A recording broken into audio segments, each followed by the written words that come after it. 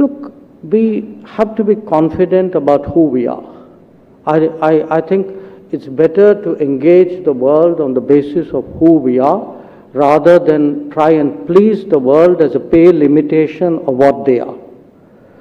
This idea that others define us, that somewhere there we need to get approval of other quarters, I think that's an era we need to put behind us.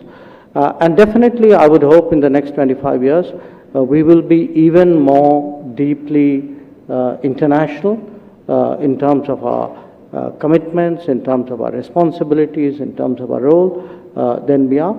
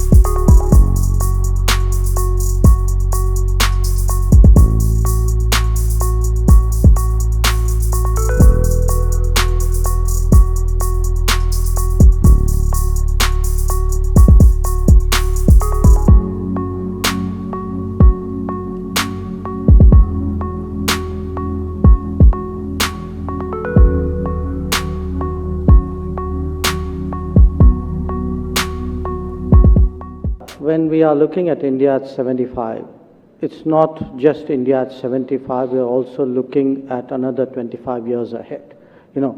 What have we done? Where have we fallen short? What do we want to do?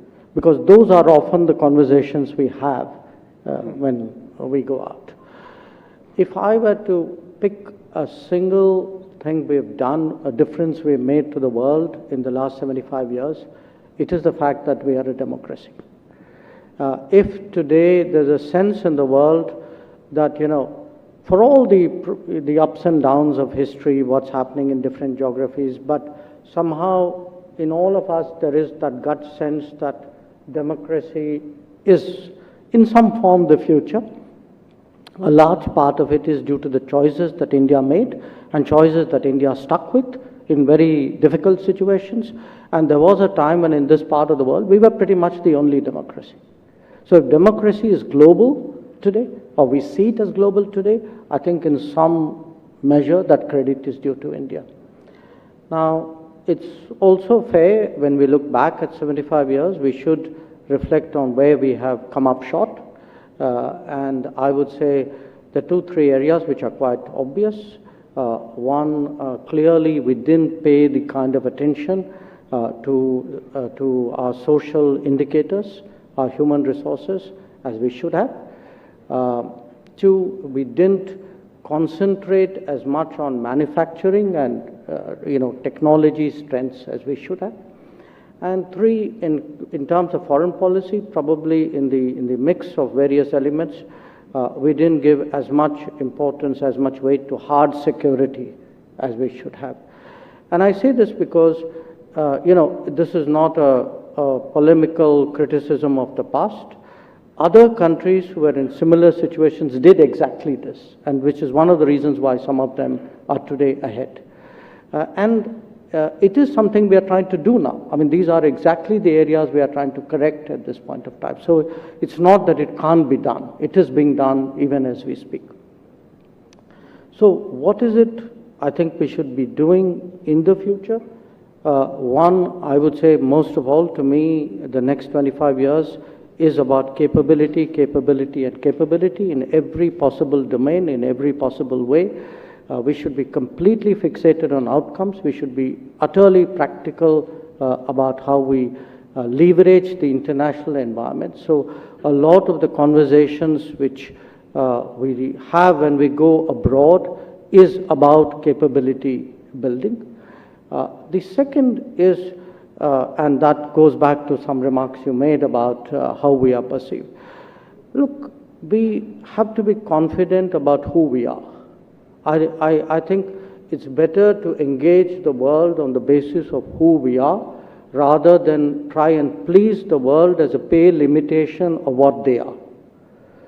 This idea that others define us, that somewhere there we need to get approval of other quarters, I think that's an era we need to put behind us.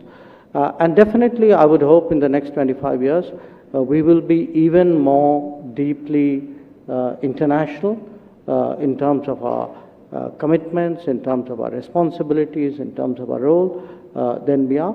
And since you're asking me, so all these conversations, say something which is of interest. I must say my morning was made today by meeting a fellow foreign minister who told me that Gujarat is ahead of globalization. Actually he said Gujarat doesn't need globalization, they're already out there. I think in a way, I would hope in the next 25 years, India too is actually at the forefront of a kind of a right kind of globalization, more decentralized, more fair, more, one which works for everybody, and one which is not leveraged, which is not weaponized. I think I'll tell you what we should not be doing.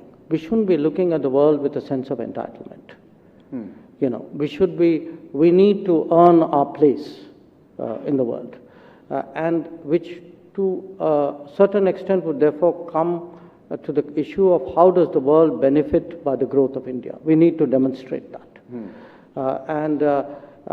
I think today when there's a lot of talk about reliable, resilient supply chains, when people speak about transparency and trusted technologies, if India could do more and show the rest of the world that the world benefits by India being bigger, so we need to develop stakes in our future where the rest of the world is concerned. I think some of that is happening. Some of that is happening for strategic reasons, obviously, but we need to make more of it happen, especially for economic reasons.